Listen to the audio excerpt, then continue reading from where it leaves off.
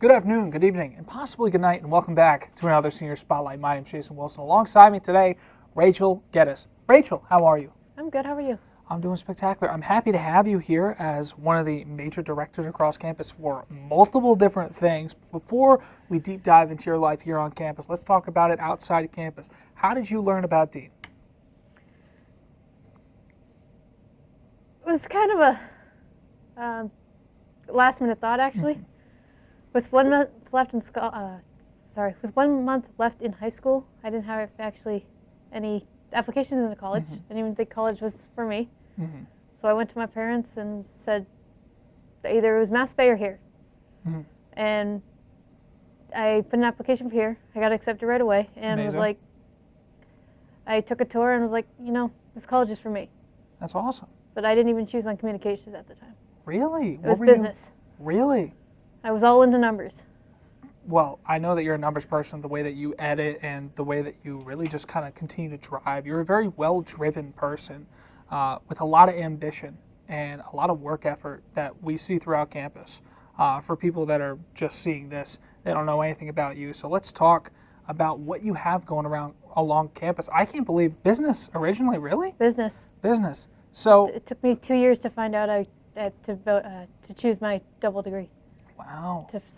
To lock down on something. So your double degree is? Business and communications. Business and communications. Well, let me tell you, you got the communications down to a T. I've seen a lot of your work. But before we get to your work has led you to multiple roles across campus. What would those be? My first one was, I believe I had it for 2 years, was the WGAO Power 88.3 training director, where I trained all those student DJs. My second role was I actually got it from an internship with Greg Siebert, program director and webmaster with Dean TV. And my third role is I actually just kind of got promoted to it. I was the director of advertising, but now I'm the chief of advertising. Wow. Well, you have a lot of hats that you've worn, especially this one right now. But you've come a long way from the beginning. For someone that wasn't within the communications major, to then being a part of it full force. It's like you've taken the keys and taken this thing for a drive. You put on plenty of miles when it comes to communications department, especially with both Power 88, so your audio, your visual with Dean TV, and then you've come a long way with even written with the Dean Daily, and you've shown so much effort. Now, when it came to Power 88, how does that role come to be, and what did you do in that role? So I initially took the class, and I didn't think anything of it. I didn't think you go on the radio. I didn't think anything of it.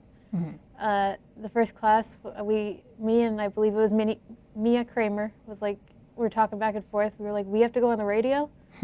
And then it turned into, I believe, that end of the semester, and I went up to Vic Michaels, and I asked him if we could go on, if I could be a director, and he was like, no, there's no spots available. So I went to like the Michaela and Taylor and all those amazing people. Yeah, yes. All amazing people that were part of probably DNN, I believe. Yes, they were. And they were also, most of them were the WGAO directors too. Yeah. And they were like, Taylor's graduate. She's the training director. There's not going to be a training director. So I went to Vic again, and he goes, she's not graduating. And I go, they just told me that she was graduating. So I climbed aboard as an assistant training director for what I believe was the spring semester. And then I walked into as the training director as the last semester. That's amazing.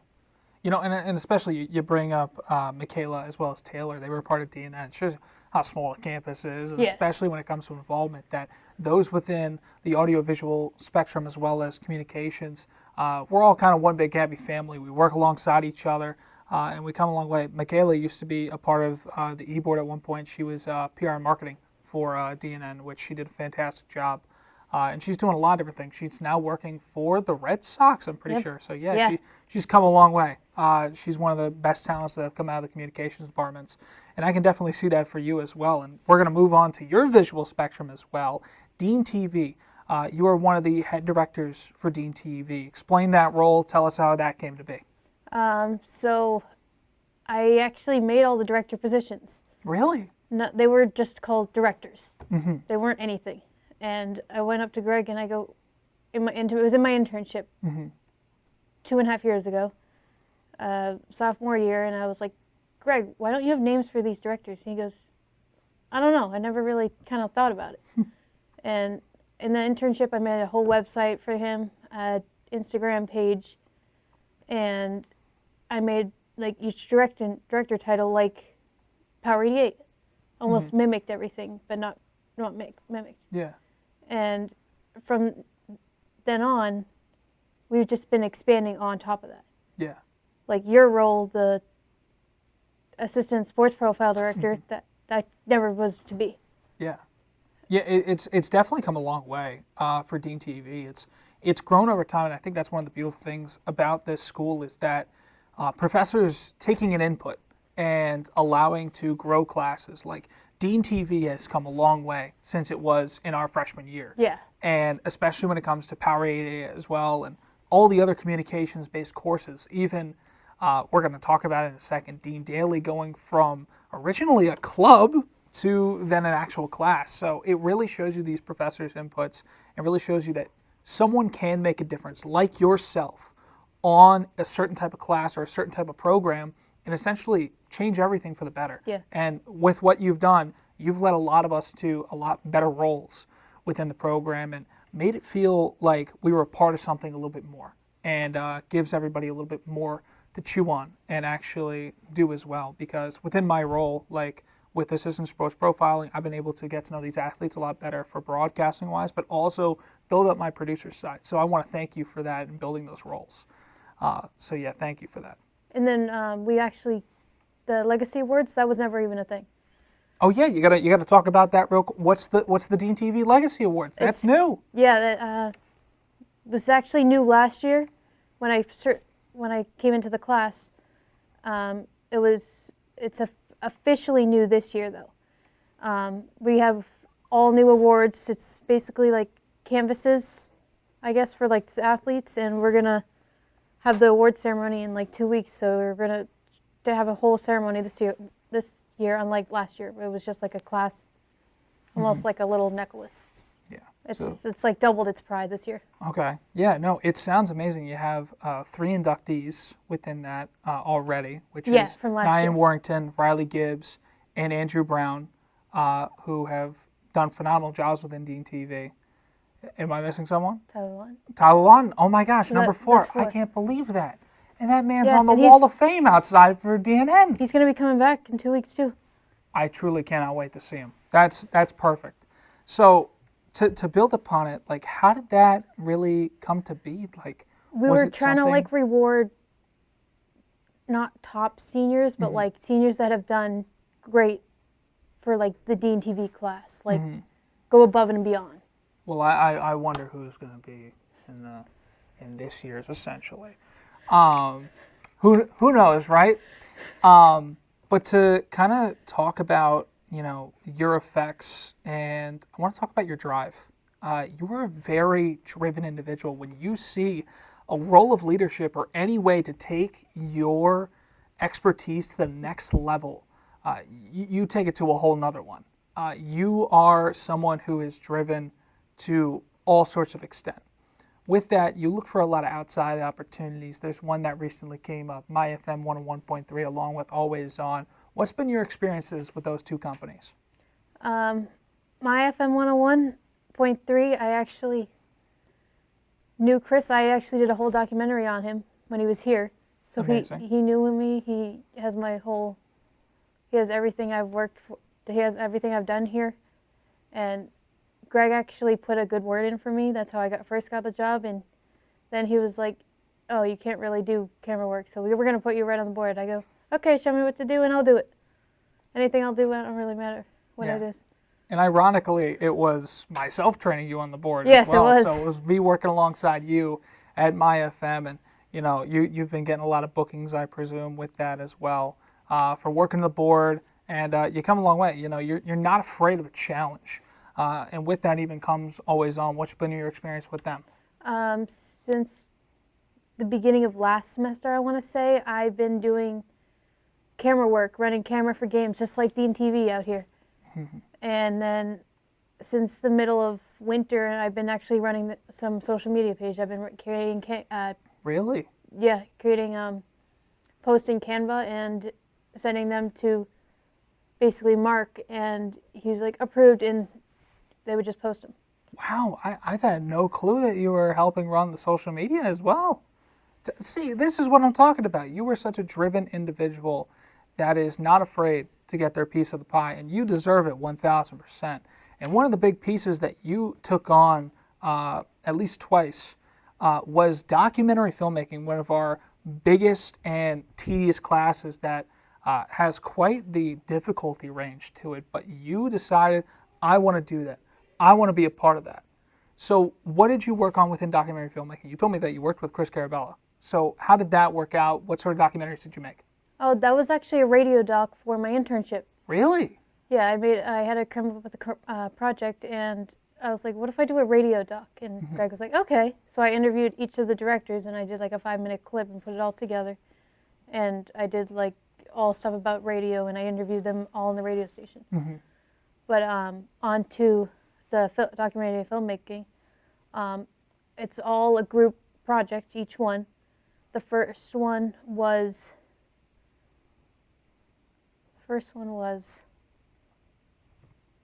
what was it? Hey, you know what? We got Jacob Murtaugh right here. Cut the camera too. Murtaugh, come over here. Come over here. What was this project? What project did you work on? It was a year ago. Hold on. Cut this out. Come in Hold the on, middle. cut Come in this the middle. out. No, we're not cutting anything. I know, we're cutting All right. this out. No. Jacob, what was the project, pal? We did Benefit Street. You did Benefit Street. What is that? Dude. Providence and Benefit Street. Okay, Providence and Benefit Street. No. And how was the project working alongside Rachel? It was very interesting. It was like my first project, first time ever making a documentary filmmaking class. It was a lot. I'll tell you that for a fact. We went there after class from I think 3:30, and we came back around 7 p.m. Yeah, we did that like two times a semester. 2 times a semester. Yeah, it was a lot. It was a Yeah. lot of work, but I think it paid off at the end. I think it did. The one thing that I can tell you both from the documentary filmmaking classes, what you guys create is truly to another level from a lot of different communications departments and those video making classes, because you guys really put in the effort. There's a lot of scripting, editing, as well as a lot of researching as well. And so I applaud the both of you for that, because you guys come a long way. There's a couple other people that I'll be interviewing that have been in the documentary filmmaking class, like Thomas Martell. But you guys have come a long way, and I'm happy to hear that the two of you work together to create something special. So once again, what was that again? That was Benefit Street. Benefit Street. And the second one was Whaling in New Bedford. Okay. What was that about? Whaling in New Bedford. I want to know a little bit more. What is whaling? It has to do with whales. Like, has to do with whales. let's ask the history. Yeah, the history. Right. I'm just the filmmaker. Just the filmmaker. So the film is about the industry, the whaling industry in New Bedford, and we basically, excuse me, but we were talking about the history of whaling in general in the area, like its increase and its decline. So I hate to cut you off, but explain to me what whaling is. Like, I'm 5 years old. The all like the 1900s. Okay. Like, they would stab the whale. Moby Dick. Yes. Got it. Yeah. Okay. Yeah. Okay. Perfect. Yeah. Amazing. Awesome. Fun fact. The writer of Moby Dick came to New Bedford at I think it's called the Seaman's Bethel, and we cover that in our documentary. Traveled to the museums, the Seaman's Bethel, and all those. Wow. Yeah, it was very weird. It's weird in a sense that you're walking through a historical building that's still being used, but it has a significant cultural. It's very significant to the culture of New Bedford. Wow. Yeah, it's really cool. You guys have taught me a lot. I'll definitely have to rewatch those again, because, wow. All right. Well, thank you for crashing the party. Of course. Yeah. You can head back over to being Slade again. Okay. Cool. Thank you for your time, Murtaugh. Thanks, really guys. appreciate it. Way to be, Murtaugh. Give a little round of applause for him. All right, Rachel Geddes. Let's get back to it. You have come a long way. You know, we've mentioned a lot of different roles that you've played on campus, alongside. Oh wait, we got one more to talk about. We actually have to talk about a little bit of written work. You work for the Dean Daily alongside Jacob Murta. Now, Jacob, you don't have to come back up. You can come back. No, it's fine. We're going to go back to you, Dean Daily. It was originally a club, then ended up becoming a class, and its leadership has grown a lot as well. You got your own sort of role. What role was that? The first one was director of advertising, and that was most likely because I needed an internship, and I actually went up to, I think I was actually saying it right in Pete's office, and Maximilian overheard me, and he goes, "Cool, you can be our director of advertising, because it's business." And I was like, okay, I'll try it out. And that ended up just like going uphill and being promoted as like chief of advertising and not an internship. And like, especially when it comes to that, it allows you a lot of different roles, and it's a very tedious task, I would say. It has some difficulty to it, but you make it look easy, obviously, because you're Rachel Geddes, obviously, when it comes down to it. But if there's something that you've learned over your time here at Dean, when it comes to attacking certain things, like a lot of people don't have the Rachel Geddes mindset of, I can do whatever's in front of me. If you tell me the basics, I'll do it. I'll get it done. What has driven you to your success throughout your college career? I definitely learned time management well. Full-time student, full-time worker, part-time worker, all those combined, you need to manage your time well. Mm-hmm. Really? So when it comes down to being a commuter, having outside jobs, inside jobs, and the whole nine, you have really shown what it means to not only be a person within the working world, but be a college student, get out there, get active, as well as making yourself busy. And you've put in a lot of work, and it shows. You know, the amount of praise that you get from program directors, Greg Siebert alongside Pete Ledger, they have spoken mountains about you. And you were a part of a special little mini-series called Thank You for Seeing Me. And you had your own little letter in there. When it comes to Greg and Pete's position from you and basically being mentors within your life, what has it meant to you? It's been a lot. That's kind of what I said in my commencement speech. It's probably just as you. That one of the things that kind of stand out was my job here at the Digital Studios, not DNN, sorry. I'll always forget this is not just like not a job. It's became my second home. Mm-hmm. Working with Pete, he's taught me the technical skills for storytelling, same as Greg. But Greg took me on as an intern maybe a semester before Pete, or just as I was getting to learn Pete, I'm not 100% sure. And he teaches people how to mentor, he teaches people how to create, he teaches anything they want. Mm-hmm. So like, what has their effect really been on you specifically? Because I know how they talk about you and your drive and the levels that you've brought yourself to over the course of this past 4 years, and really shown like what it means to be working within the communications industry as well as business. I don't know if you want me to answer this. What? How so? I don't know. I don't know how to answer it. I thought I answered it. No, it's okay. It's okay. So I was more or less talking about essentially like on a personal level rather than a student, because they have been mentors outside of you being a student. They've been teachers among other things. How has that affected your successes? Listen, it's okay to be emotional. It just reminds me of Pete walking down to campus safety with me because to get a parking ticket revoked.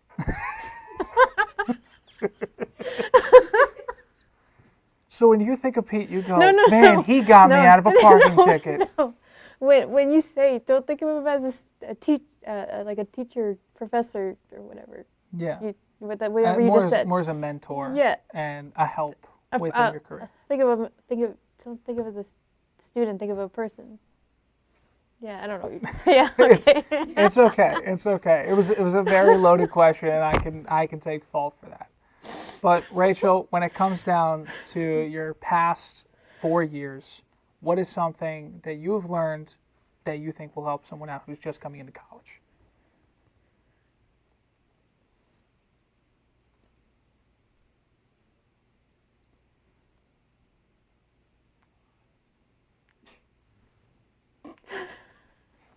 I heard Kevin screaming in the hallway. I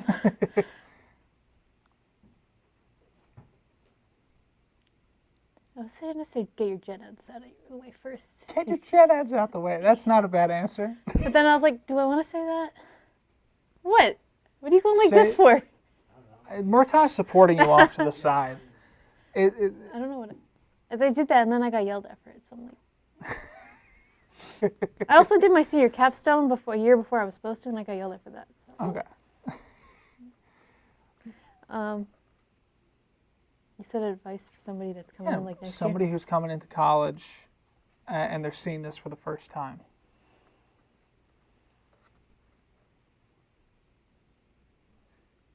If you want, go. If you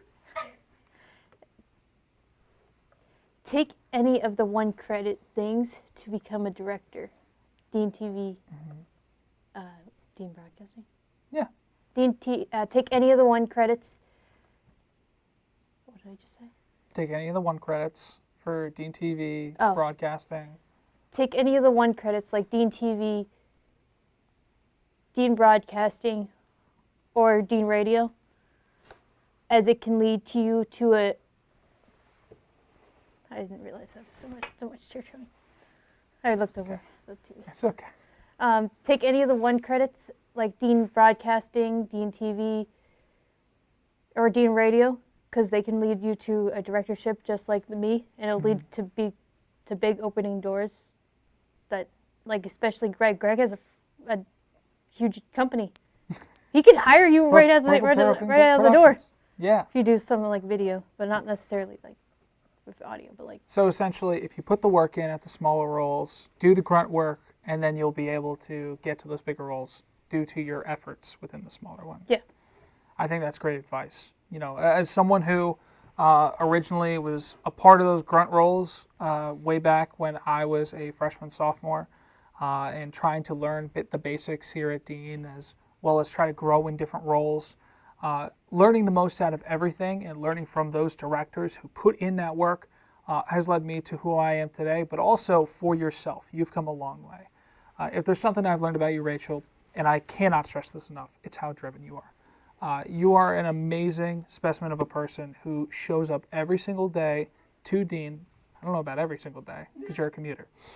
But you show up, whenever you do show up to Dean, you put your work in every single day. I see the stress that you go through. I see how you relieve your stress. I see you show up every single day, show up, show out, and put your work forward. And to see that, take it to the screen, as well as see the opportunities that are up ahead of you. You are someone to be inspired to be. You are an inspiration on this campus when it comes to work ethic. Thank you. Of course. Listen to the directors. They'll always be the ones that helping you out. If you don't listen to them, they'll backstab you. Whoa. Rachel. You will backstab. That's not probably the word for it, but like, you know what I'm trying to say here. What do you mean? Like the backstab. They won't be helping you anymore? I don't know what I'm trying to say here. Like, What am I trying to say here? Listen to the directors because they're trying to help you? I don't know what I'm saying here. So follow instructions. They're director? trying to help you. As directors, their best interest is at heart for you. Yeah. Essentially, is what you're trying to say? Yeah. I got you. It's okay. I speak Rachel. You learn it after 4 years of getting to know her. It's a completely different language. So yeah, but Rachel, it's been great working alongside you for these past 4 years, amongst different projects, as well as having you here at the studios helping us run DNN as well. So I just want to thank you for all that over the course of these past few years. Yeah, it was nice working with all of you. Yeah. So that about does it for us. Thank you all for tuning into this Senior Spotlight, which went a bit all over the place, but it's a Rachel Geddes episode, so what else would it be?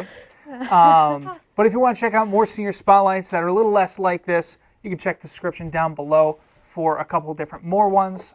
They're in a playlist called Senior Spotlights for 2026.